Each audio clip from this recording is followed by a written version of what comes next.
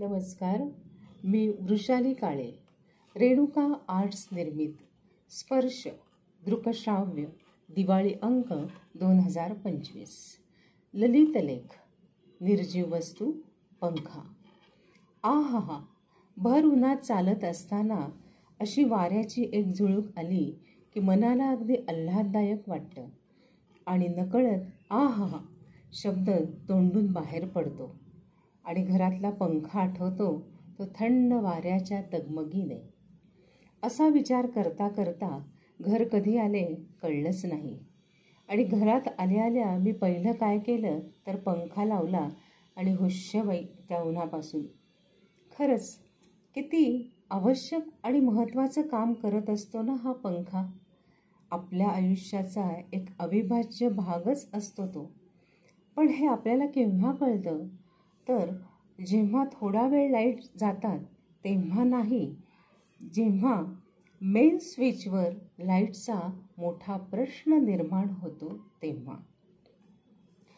असंच पंख्याचं कौतुक करत असताना खूप खूप धन्यवाद ताई असं कोणीतरी बोलल्यासारखं वाटलं. पण घरातले सगळे आपापल्या कामावर गेले असल्याने कोण बोलणार असा विचार मी करत माझ्या कामाला लागले. तर ताई, मी पंखा बोलतोय. आत्ता तुम्ही किती आपुलकीने माझा विचार करत होत्या ते मी ऐकले आणि खरं सांगू खूप खूप बरं वाटलं. मला वाटायचं किती स्वार्थी असतात ही माणसं. फक्त उन्हाळा उकाडा असेल तेव्हाच मला भाव देतात. कामापुरता मामा नुसता. हिवाळ्यात तर डुंकूनही बघत नाही माझ्याकडे. पण मला माहीत आहे ताई, तुम्ही हिवाळ्यातसुद्धा माझी आठवण ठेवतात. दरवर्षी हिवाळ्यात 4-5 दिवसांनी एखादा मिनिट का होईना प्रत्येक खोलीतला पंखा तुम्ही लावत असतात. का तर माझ्याविषयी आपुलकी व्यक्त करण्यासाठी. त्यावेळी तुम्ही असा विचार करत असतात की आपण सगळेच उन्हाळ्यात पंखा करत असतो, पण थंडीच्या दिवसात त्याला नो भाव. अरे रे, असे नाही करायचे कधीच कुणालाही.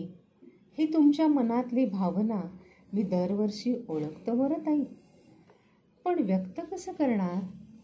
पण आज तुम्ही जे बोलत होत्या ते ऐकून मलाही बोलावंसं वाटलं आणि आज तुम्हीही जरा निवांत दिसताय म्हणून बोलतोय.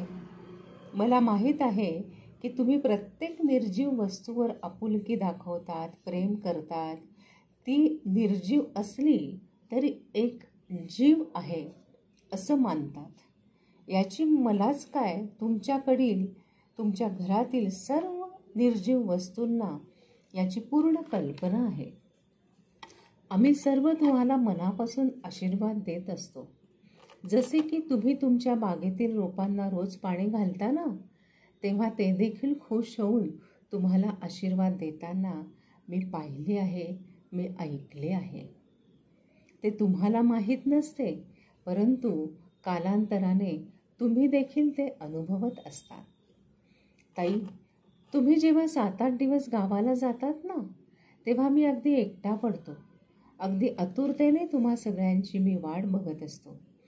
खरे तर मी खूप प्रयत्न करतो की माझ्यावर सारखं धूळ जाळं जळमट बसू नये म्हणून आणि माझ्यासाठी तुम्हाला वेळ द्यायला लागू नये म्हणून. पण वाऱ्यामुळे मी खराब होतो हो. मग तुम्ही दमून आलेले असल्याने तुम्ही त्या काकांना फोन करून मला साफसूफ करायला सांगतात. पण ज्यावेळी ते काका मला स्वच्छ साफसूफ करत असतात ना, त्यावेळी मात्र मला फार राग येतो त्यांचा. विचारच करत नाही ते माझा. तुम्ही सगळे किती हळूवार स्वच्छ करत असतात मला ते कळत असते. पण त्या काकांना तुम्ही पैसे देतात, चहा देतात, तरी ते मला खसा पुसत असतात. नाही आवडत मला. त्यांचे फक्त घड्याळाकडे लक्ष असते, कारण दुसरीकडची कामं घेतलेली असतात ना. पण मला हे माहीत आहे की अगदीच तुमच्याच्याने शक्य नसते तेव्हाच तुम्ही त्यांना बोलावतात. मी हे जेव्हा फोनवर ऐकतो ना, तेव्हाच खरे तर मला धस्स झालेले असते. तुम्ही माझी किती जाणीव ठेवून मला जपत असतात. तुम्ही जेव्हा घाईत असतात किंवा तुमच्याकडे जेव्हा पाहुणे येणार असतात तेव्हा तुम्ही मला मोठ्या प्रमाणावर बिंगवतात आणि मीही तुमची कामे पटकन केली म्हणून तुम्ही स्मितहास्य करून किंवा पंख्यामुळे लवकर गार झाले बाई बटाटे, नाहीतर नेमके पाहुणे यायच्या वेळी गडबड झाली असती. तुम्ही माझ्याविषयी जेव्हा अशी भावना व्यक्त करतात ना तेव्हा मी मनोमन सुखावून जातो, आनंदून जातो, आशीर्वाद आणि धन्यवाद देतो आणि माझी मीच कॉलर ताठ करतो. तसेच तुमची इतर कामे, उदाहरणार्थ सुकवणे, वाळवणे किंवा चुकून पाणी किंवा सरबत फरशीवर सांडले आणि फरशीवरून कोणी पडू नये म्हणून पटकन तुम्ही माझा वापर करता आणि सुस्कारा सोडतात. मध्यंतरी मे महिन्यात जेव्हा उन्हातून तुमच्याकडे पाहुणे आले होते तेव्हा त्यांनी घरात आल्या आल्या माझी बटणं घराघरा मागे पुढे करून भराभरा फिरवली. त्यामुळे मी त्यांना हवा देण्याऐवजी बंदच पडलो. त्यांना माझा आणि मला त्यांचा खूप राग आला होता. अशी कुठे घराघरा भराभरा बटणं फिरवतात का? तेवढ्यात तुमचा दादा तेथे आला आणि काका पंखा का लावला नाही, किती उकाडा आहे असे बोलत असताना मला चालू करत होता. पण मी बंदच. दादाला फार आश्चर्य वाटले आणि कळेना की काय झाले आहे मला. आत्ता तर मी चालू होतो आणि आता काय झाले एकदम. पण पाहुणे कुठे सांगताय की मी त्यांच्यामुळेच इजा होऊन बंद पडलो ते. शेवटी दादाने दुसऱ्या खोलीत त्यांची रवानगी केली जिथे माझा भाऊ होता आणि त्यांना तिथे विश्रांती घ्यायला सांगितले.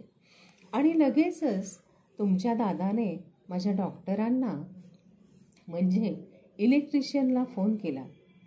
पण ते म्हणाले की 2 दिवसांनी येईल, फारच किरकोळ काम आहे तुमचं. मग तुमचे आणि पाहुण्यांचे 2 दिवस कसे गेले ते तुम्हाला माहीत आणि मलाही. मला खरं तर पाहुण्यांचा खूप राग आला होता. कारण मी निर्जीव वस्तू. मी काय आणि कसं बोलणार. आणि मी हा असा निष्प्राण असलेला तरीही दुसऱ्याला प्राण देणारा. धन्यवाद.